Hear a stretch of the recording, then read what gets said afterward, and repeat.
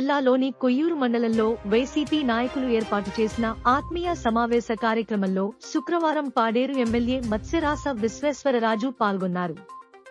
ఎమ్మెల్యేగా గెలిచి మొదటిసారిగా కొయ్యూరు మండలానికి విచ్చేసిన ఆయనను ముందుగా పూలమాల వేసి దుస్సాలువాతో సన్మానించి స్వాగతం పలికారు. ఈ సందర్భంగా ఎమ్మెల్యే మాట్లాడుతూ, రాష్ట్రంలో వైసీపీ ప్రభుత్వం అధికారంలో లేనప్పటికీ మీరు ఎవరూ అధైర్యపడవద్దని, నేను మీ వెంటే ఉంటానని, ధైర్యంగా ఉండాలని వైసీపీ నాయకులకు, కార్యకర్తలకు భరోసా ఇచ్చారు. ప్రలోభపెట్టి పక్క పార్టీ వాళ్లు నన్ను కొనాలని చూశారని, పక్క పార్టీ వైపు వెళ్లే ఆలోచన ఎప్పటికీ జరగదని, తాను ఊపిరి ఉన్నంతవరకు జగన్మోహన్ రెడ్డితోనే ఉంటానని స్పష్టం చేశారు. మరొకసారి ప్రలోభాలు పెట్టేందుకు పక్క పార్టీ వాళ్లు నా వద్దకు రావద్దని, నేను వచ్చే అవకాశమే లేదని, భవిష్యత్తులో రాదని అన్నారు. పాడేరు నియోజకవర్గంలో కొన్ని చోట్ల కూటమి నాయకులు అత్యుత్సాహం ప్రదర్శించడం జరుగుతుందని, అది వాళ్ల పరాకాష్ట అని అన్నారు. రాజ్యాంగబద్ధంగా గెలిచిన ప్రజా ప్రతినిధులు ఉండగా రాష్ట్రంలో మా పార్టీ గెలిచింది అని, పెన్షన్లు మేమే పంపిణీ చేస్తాం అంటూ అత్యుత్సాహం ప్రదర్శిస్తూ ముందుకు రావడం హాస్యాస్పదమని అన్నారు. కొయ్యూరు మండలంలో ఎంపీపీ, జడ్పీటీసీ, వైస్ ఎంపీపీలు తదితర గెలిచినటువంటి ప్రజాప్రతినిధులు ఉండగా, ఎమ్మెల్యేగా పోటీ చేసి ఓడిపోయిన గిడ్డి ఈశ్వరి విత్తనాలు పంపిణీ చేయడానికి కొయ్యూరు రావడం అత్యంత హాస్యాస్పదమని గుర్తు చేశారు. రాజ్యాంగబద్ధంగా గెలిచినటువంటి ప్రజాప్రతినిధులు ఎవరైతే ఉన్నారో వారి విషయంలో ఖచ్చితంగా ప్రోటోకాల్ పాటించాలని జిల్లా కలెక్టర్ దృష్టికి తీసుకెళ్లడం జరిగిందని అన్నారు. ఈ కార్యక్రమంలో ఎంపీపీ బడుగు రమేష్, వైస్ ఎంపీపీలు అప్పన వెంకటరమణ, అంబటి నూకాలమ్మ, మాజీ ఏఎంసీ చైర్మన్ రాజులమ్మ, మండల పార్టీ అధ్యక్షుడు జల్లిబాబులు, గాడి సత్యనారాయణ, నాగమణి, బండి సుధాకర్, సర్పంచ్ ఫోరం అధ్యక్షులు ముసిలినాయుడు, జీకే వీధి మండల పార్టీ అధ్యక్షులు లక్ష్మణ్, జీకే వీధి సర్పంచ్ ఫోరం అధ్యక్షులు రామకృష్ణ, డౌనూరు ఎంపీటీసీ బిడిజన అప్పారావు తదితర ఎంపీటీసీలు, సర్పంచ్లు, నాయకులు పాల్గొన్నారు. మొట్టమొదటిసారిగా ఈరోజు కొయ్యూరు మండలంలో ఈరోజు రావడం జరిగింది. అయితే ఇంతకు ముందు చెప్పారు అన్నగారు, 4 సార్లు కొయ్యూరు మండలాన్ని పర్యటించాలి, మన నాయకులందరితో కలిసి మనం ఏదైతే నాకు గెలిపించారో అందరికీ నేను శుభాకాంక్షలు తెలియజేయాలని చెప్పేసి అని రావాలనుకున్నా, రాలేకపోయాం. దానికి మీరందరూ కూడా క్షమించాలని చెప్పేసి మిమ్మల్ని అందరినీ కూడా కోరుకుంటున్నాను. ఇంతకు ముందు మాట్లాడారు, గౌరవ పెద్దలందరూ కూడా మాట్లాడారు. ముందు అందరికీ ధైర్యం చెప్పాలి, భరోసాని ఇవ్వాలని. దానికి ముందు నేను మీకు ఏదైతే ఎన్నికల ముందు మీకు ఒక మాట చెప్పాను, అందరి నాయకులతో మనం కలిసి మాట్లాడుకున్నప్పుడు, నేను ఎమ్మెల్యేనైతే మీరందరూ కూడా ఎమ్మెల్యేలే అనే మాట చెప్పడం జరిగింది గతంలో. ఆ మాట ఎందుకన్నానంటే, నా దగ్గరకు వచ్చిన ప్రతి సమస్యని, మీరు చెప్పిన ప్రతి సమస్యను కూడా పరిష్కారం చేయడానికి వెంటనే నేను ముందుకు వెళ్తుంటాను. దాని కారణంగానే మీ పనులు ఏది ఖచ్చితంగా మీరు చెప్పిన ప్రతి కార్యక్రమం, ప్రతి సమస్య కూడా పరిష్కారం అవుతుంది. కాబట్టినే నేను మీరందరూ కూడా ఎమ్మెల్యేలే అన్న మాట ఆ రోజు చెప్పడం జరిగింది. ఈరోజు మనం అంతా కూడా చూస్తున్నాం, గతంలో మన గౌరవ మాజీ ముఖ్యమంత్రి వర్యులు వైఎస్ఆర్ కాంగ్రెస్ పార్టీ అధినేత జగన్మోహన్ రెడ్డి గారు 5 సంవత్సరాల పాలనలో ఇచ్చిన హామీలన్నీ కూడా పూర్తి స్థాయిలో 100కి 99% మనం నెరవేర్చాం. అందులో భాగంగానే తర్వాత జరిగినటువంటి సార్వత్రిక ఎన్నికల్లో మనం ఆ గతంలో అమలు చేసినటువంటి నవరత్నాలతో పాటు మరికొన్ని ప్రవేశపెట్టి మనం ప్రజల ముందుకు తీసుకెళ్లడం జరిగింది. అయితే ఇప్పుడు అధికారంలోకి వచ్చినటువంటి కూటమి ప్రభుత్వం చేతకాని, అంటే అమలుకి కూడా సాధ్యం కానటువంటి హామీలు, సూపర్ 6ల పేరుతో అనేక రకమైనటువంటి హామీలు ఇచ్చి ఆ హామీలన్నీ కూడా నెరవేర్చడానికి ఈరోజు భయం వేస్తుంది అని చెప్పేసి ఆ రోజు అసెంబ్లీలో చెప్పిన మాట ఆంధ్ర రాష్ట్ర ప్రజలందరినీ కూడా ఒక ఆశ్చర్యపడేలా ఆ రోజు మాట మాట్లాడడం జరిగింది. ఏదైతే ఆంధ్ర రాష్ట్ర ప్రజలందరినీ మరొకసారి మోసం చేస్తున్నటువంటి కూటమి ప్రభుత్వం చేసినటువంటి ఈ మోసాలని మన గ్రామాల్లో కూడా ఖచ్చితంగా మనం అందరూ తెలియజేయాలి. ఈరోజు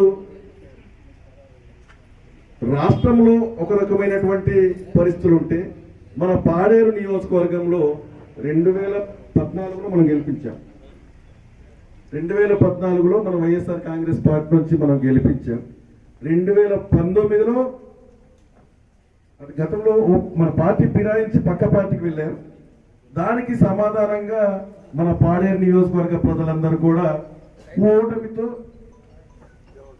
జవాబు చెప్పారు. వైఎస్ఆర్ కాంగ్రెస్ పార్టీ మేము ఖచ్చితంగా వైఎస్ఆర్ కాంగ్రెస్ పార్టీ అభిమానులమే, జగన్మోహన్ రెడ్డి గారికి వీరాభిమానులమే అని చెప్పి మనం మన గౌరవ శాసనసభ్యురాలు, గత మాజీ శాసనసభ్యురాలు శ్రీమతి కొట్టగొల్లి భాగ్యలక్ష్మి గారిని మనం గెలిపించుకున్నాం. ఆ తర్వాత 2024లో మళ్ళీ వచ్చారు. మళ్ళీ అదే ప్రజలు అదే రకంగా మళ్ళీ బుద్ధి చెప్పడం జరిగింది. కానీ అంతటికీ మారకుండా మొట్టమొదటిసారిగా కొయ్యూరు మండలానికి వచ్చి మేము కూటమి ప్రభుత్వం అధికారంలో ఉంది, విత్తనాల పంపిణీ మా ద్వారానే జరగాలని చెప్పేసి ఆ రోజు ఇక్కడ వచ్చేసి మాట్లాడటం హాస్యాస్పదం, అవమానకరం. అసలు ఎంత దౌర్భాగ్య పరిస్థితి అంటే ఓడిపోయినప్పటికీ నేనే అధికారంలో ఉన్నానని చెప్పేసి చెప్పుకోవడం దౌర్భాగ్యం. రాష్ట్రంలో మీరు అధికారంలో ఉన్నారు, మేము కాదనటం లేదు. కానీ పాడేరు నియోజకవర్గంలో మేము అధికారంలో ఉన్నామని చెప్పేసి మీకు తెలియజేస్తున్నాం ఈరోజు. కాబట్టి నా కొయ్యూరు మండల ప్రజలు ఇటీవల జరిగినటువంటి సార్వత్రిక ఎన్నికల్లో మీరందరూ కూడా చెమటోడ్చి కష్టపడి ప్రతి మారుమూల గ్రామానికి మీరు తిరిగి మొన్న నాకు శాసనసభ్యునిగా ఎన్నిక కావడానికి కారణమైన మీ అందరికి కూడా నేను ఎప్పుడు రుణపడి ఉంటానని కూడా మీ అందరికి కూడా ఈ సందర్భంగా నేను తెలియజేసుకుంటాను. మీకు అండగా ఉంటానని చెప్పేసి ఈ సందర్భంగా తెలియజేసుకుంటాను. ఒక విషయం గమనించండి, నేను ఇదే విషయమై కలెక్టర్ గారిని కూడా నేను కలిసి చెప్పాను. ఇందాక అన్నగారు ఎంపీపీ అన్నగారు చెప్పిన విధంగా ఇక్కడ ఎవరైతే ప్రజల చేత ఎన్నుకోబడిన వాళ్ళు ఉన్నారో, రాజ్యాంగబద్ధంగా ఎన్నికమైనటువంటి వార్డు మెంబర్ కానీ, సర్పంచ్ కానీ, ఎంపీటీసీ కానీ, ఎంపీపీ కానీ, వైస్ ఎంపీపీ కానీ, జెడ్పీటీసీ కానీ, ఎమ్మెల్యే కానీ ఖచ్చితంగా ప్రోటోకాల్ పాటించాలి. అవమానపరుస్తున్నారు పాడేరు నియోజకవర్గంలో కొన్ని ప్రాంతాల్లో ఉన్న నాయకులు, అన్ని ప్రాంతాల్లో కాదు, కొన్ని ప్రాంతాల్లో మాత్రం ముందుగా ఈ కూటమి నాయకులు వెళ్ళి మా ద్వారానే జరగాలని చెప్పేసి అని చెప్పడం అది వాళ్ళు కాదు, పరాకాష్ట. కాబట్టి వీళ్ళందరూ కూడా ఖచ్చితంగా ఎవరైతే రాజ్యాంగబద్ధంగా ఎన్నికయ్యారో వాళ్ళ ద్వారానే కార్యక్రమాలు చేపట్టాలని మనం చెప్పడం జరిగింది. కాబట్టి అటువంటి పరిస్థితులు అయితే ఇంకా భవిష్యత్తులో ఉండదు. ఇంకో విషయం, మన పెద్దలు మాట్లాడినట్టుగా ప్రతి ఒక్కరిని కూడా ప్రలోభ పెడతారు. ఎంపీటీసీలని, సర్పంచుల్ని, కార్యకర్తలని అందరినీ కూడా ప్రలోభ పెడతారు. ఎందుకంటే ఒక 15 రోజుల క్రితం ఒక వ్యక్తి నా దగ్గరికి వచ్చి చెప్పాడు, ఫోన్ చేసి మీతో పర్సనల్గా మాట్లాడాలంటే సరే రండి, పర్సనల్ ఏముంది రండి అని చెప్పేసి అని పిలిచాం. మరి ఏం చేసినా సరే నేను అందరి ముందునే చేస్తాను, అందరి ముందునే మాట్లాడతాను. కూర్చోబెట్టిన తర్వాత ఆయన అన్నాడు 7,500 కోట్లు మన 3 నియోజకవర్గాలకు వచ్చింది, అది మీ నియోజకవర్గానికి సంబంధించి ఏం చేయమంటారు అని అడిగాడు. అయితే నేను మరి సరే మీరు వర్కులు వచ్చిందన్నారు, మీ కాంట్రాక్ట్ వచ్చిందన్నారు, మీరు చెయ్యండి అన్నాం. ఆయన ఏమంటాడంటే ఇప్పుడు ఎమ్మెల్యే గారు ఇంకా మీ పరిస్థితి ఏంటి అన్నాడు. నాకు అర్థం కాలేదు, ఏంటి నా పరిస్థితి ఏంటి అన్నాను. అంటే అభివృద్ధి చేయాలి కదా, మీకు సగం వర్కులు ఇస్తాము, మీ సగం వర్కులు చేసుకోండి అన్నారు. ఇక్కడ వర్కులు చేసేటంత ఖాళీగా వైఎస్ఆర్ కాంగ్రెస్ పార్టీ నాయకులు ఎవరు లేరు. మీరే అభివృద్ధి చేస్తామంటున్నారు కాబట్టి మీరు అభివృద్ధి చేయండి, మాకు అది చాలు అంటే ఆయన అప్పుడు ఫైనల్గా చెప్పాడు. లాస్ట్ తీరా చూస్తే ఆయన ఎందుకు వచ్చాడయ్యా అంటే నాతో బేరం ఆడడానికి వచ్చాడు. ఇన్ని కోట్లు ఇస్తాము మీరు వచ్చేయమని చెప్పడానికి. అది చివరికి ఆయనకి నేను చెప్పింది ఒకటే సమాధానం చెప్పాను. ఈరోజు 2018లో నాకు జగన్మోహన్ రెడ్డి గారు నాకు సమన్వయకర్తగా నియమించారు. నాకు మహిళకి ఇవ్వాలనే ఉద్దేశంతో మాజీ శాసనసభ్యురాలు శ్రీమతి కొట్టగొల్లి భాగ్యలక్ష్మి గారికి కేటాయించినప్పటికీ నాకు వైఎస్ఆర్ కాంగ్రెస్ పార్టీ రాష్ట్ర కార్యదర్శిగా అవకాశం కల్పించారు. తర్వాత నా సతీమణికి జీకే విత్ జెడ్పీటీసీగా అవకాశం కల్పించారు. తర్వాత నాకు రాష్ట్ర ఎస్టీ కమిషన్ సభ్యులుగా నాకు అవకాశం కల్పించారు. తర్వాత టికెట్ ఇచ్చి నన్ను ఎమ్మెల్యేగా చేశారు. ఆయన వచ్చే ముందు రోజు నిన్న నాకు రాష్ట్ర ఎస్టీ సెల్ ప్రెసిడెంట్గా అవకాశం కల్పించారు. ఇన్ని చేస్తున్నటువంటి జగన్మోహన్ రెడ్డి గారికి నేను ద్రోహం చేసే పని కానీ నా నియోజకవర్గ ప్రజల అభిమానాన్ని కానీ వాళ్ళ నమ్మకాన్ని కానీ తాకట్టు పెట్టే పరిస్థితి లేదు, భవిష్యత్తులో రాదు అని కూడా ఆయనకి చెప్పడం జరిగింది. వెంటనే ఆయన లేచి వెళ్ళిపోయాడు. మరుసటి రోజు నాకు ఒక మాజీ మంత్రివర్యులు నాకు ఫోన్ చేసి, తమ్ముడు విశ్వేష్, నీ దగ్గర ఎవరైనా టీడీపీ వాళ్ళు వచ్చారా అని అడిగారు. వెంటనే చెప్పాను, అన్న వచ్చారన్నా. అంటే ఏం మాట్లాడారంటే ఉన్నది ఉన్నట్టుగా చెప్పాను. అంటే ఎన్ని కోట్లు ఇచ్చినా సరే విశ్వేశ్వరరాజుని కొనలేరు అని చెప్పానన్నా. అంటే సభాస్ తమ్ముడు అని చెప్పేసి ఆయన ఫోన్ కట్ చేశారు. కాబట్టి మీరెవరు కూడా అధైర్యపడొద్దు. నేను పదే పదే చెప్తున్నానని కాదు, నేను ఊపిరి ఉన్నంత వరకు జగన్మోహన్ రెడ్డి గారితో ఉంటానని చెప్పేసి అని ప్రతి సందర్భంలో కూడా చెప్తున్నాను. దయచేసి ఆ కూటమి నాయకులకు కూడా ఒకటే చెప్తున్నాను, దయచేసి మరొకసారి ఇలా ప్రలోభాలు పెట్టడానికి కానీ ఇలా మాట్లాడడానికి కానీ నా దగ్గర రావద్దు, ఆ అవకాశం లేదని కూడా మీకు తెలియజేస్తున్నాను. కాబట్టి గమనించండి. అలాగే నా నియోజకవర్గ ప్రజలందరూ తెలియజేస్తున్నాను, మీరు ఏ పని మీద అయినా సరే నాకు ఫోన్ చేసినప్పుడు నేను వెంటనే ఆ పని మీద వెంటనే సంబంధిత అధికారులకు ఫోన్ చేసి నేను వెంటనే చెప్పడం జరుగుతుంది. కానీ నేను మళ్ళీ మీకు తిరిగి చెప్పలేకపోతున్నాను, అది మీరు గమనించాలని చెప్పేసి మిమ్మల్ని అందరినీ కూడా కోరుకుంటున్నాను. ఎగ్జాంపుల్ ఏంటంటే, మీరు ఎక్కడో ఒక కేజీహెచ్లో ఎవరో చనిపోయారు, అర్జెంటుగా మీకు అంబులెన్స్ ఇవ్వట్లేదు, ఇవ్వనప్పుడు నాకు ఫోన్ చేస్తున్నారు. చేసినప్పుడు వెంటనే అక్కడ అంబులెన్స్ చెక్ చేసేస్తున్నాను, చెప్పేస్తున్నాను, ఏర్పాటు చేసేస్తున్నాను. కానీ మీకు మళ్ళీ తిరిగి నేను చెప్పలేకపోతున్నాను. దయచేసి మీరు అందరూ గమనించాలని చెప్పేసి మిమ్మల్ని అందరినీ కూడా కోరుతున్నాను. ఇంకొక సంవత్సరాల కాలంలో స్థానిక సంస్థల ఎన్నికలు రావచ్చు అని చెప్పేసి అని మనం అనుకుంటున్నాం. కాబట్టి మనమందరూ కూడా వైఎస్ఆర్ కాంగ్రెస్ పార్టీ శ్రేణులందరూ కూడా మరింత ఉత్సాహంగా పనిచేస్తూ ఈరోజు 84 మంది ఎంపీటీసీలని మనం ఎలాగైతే గెలిపించుకున్నామో టోటల్, అలాగే ఈసారి నియోజకవర్గంలో ఉన్న ఎంపీటీసీలు అన్నీ కూడా క్లీన్ స్వీప్ చేయడానికి మనం అందరూ కూడా సిద్ధంగా ఉండాలని చెప్పేసి అని కోరుకుంటున్నాను.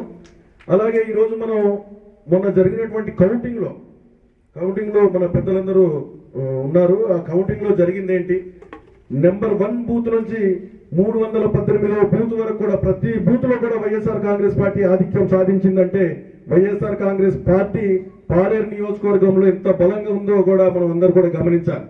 ఎక్కడ కూడా మనం తగ్గలేదు, ప్రతి బూత్ లో కూడా మనమే మెజార్టీ సాధించాం. కాబట్టి ఈ 19,800 ఓట్లు మనకు మెజార్టీ రావడం జరిగింది. కాబట్టి ఒకటే, మళ్ళీ ఈ ఏదైతే కూటమి ప్రభుత్వం చేస్తున్నటువంటి మోసాలని ప్రజలకి మనం తెలియజేయాలి. రేపు మనం వైఎస్ఆర్ కాంగ్రెస్ పార్టీ ఏ రకంగా మనం అభివృద్ధి కార్యక్రమాలు, సంక్షేమ పథకాలు మనం ప్రవేశపెడుతున్నాం అది కూడా చెప్పాలి. ఇది చెప్తూ మనం ముందుకు వెళ్ళాలి. రేపు జరగబోయే స్థానిక సంస్థల్లో మనం ఖచ్చితంగా ఎన్నికల్లో మన జగనన్నని ముఖ్యమంత్రి చేసుకోవడానికి ప్రతి ఒక్కరు సిద్ధంగా ఉండాలని చెప్పేసి కూడా మిమ్మల్ని అందరినీ కూడా తెలియజేస్తున్నాం. ఈ 3 నెలల కాలంలో కూటమి ప్రభుత్వం చేస్తున్న మోసాలు చూస్తుంటే ఆశ్చర్యం వేస్తుంది. ఆ సోషల్ మీడియాలో చూస్తుంటే నీకు 15,000, నీకు 15,000, నీకు 15,000 అంటే హల్చల్ అయిపోతుంది. మొత్తం రాష్ట్రం మొత్తం వినాయక చవితిలో ఎక్కడ చూసినా ఈ 15,000 మాత్రం గోల రాష్ట్రం మొత్తం ఒక డీజే సౌండ్ లాగా వినపడుతుంది. కాబట్టి రాష్ట్ర ప్రజలందరికీ ఈ పాటికే అర్థమైపోయింది.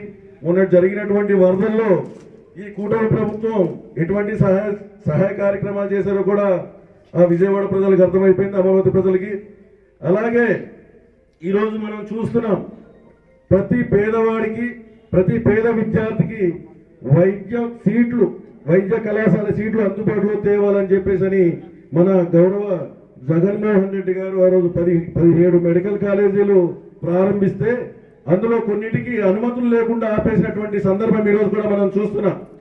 కాబట్టి ఇటువంటి పేద ప్రజలకి మేలు జరిగేటటువంటి కార్యక్రమాలకి అడ్డుకోవడంలో ఈ కూటమి ప్రభుత్వం ఎప్పుడు ముందుంటుంది. కాబట్టి ఖచ్చితంగా ఈ కూటమి ప్రభుత్వాన్ని మనం అనగదొక్కడానికి మనం ప్రతి ఒక్కరు కూడా సిద్ధంగా ఉండాలని చెప్పేసి కూడా తెలియజేసుకుంటూ, మరి ఈ సమీక్షా సమావేశం ఏర్పాటు చేసినటువంటి కొయ్యూరు మండల నాయకులందరికీ కూడా హృదయపూర్వకంగా నమస్కారాలు తెలియజేసుకుంటూ, మీరు ఏమున్నా సరే నేరుగా నాకు ఫోన్ చేయండి, ఏ సమస్య ఉన్నా సరే.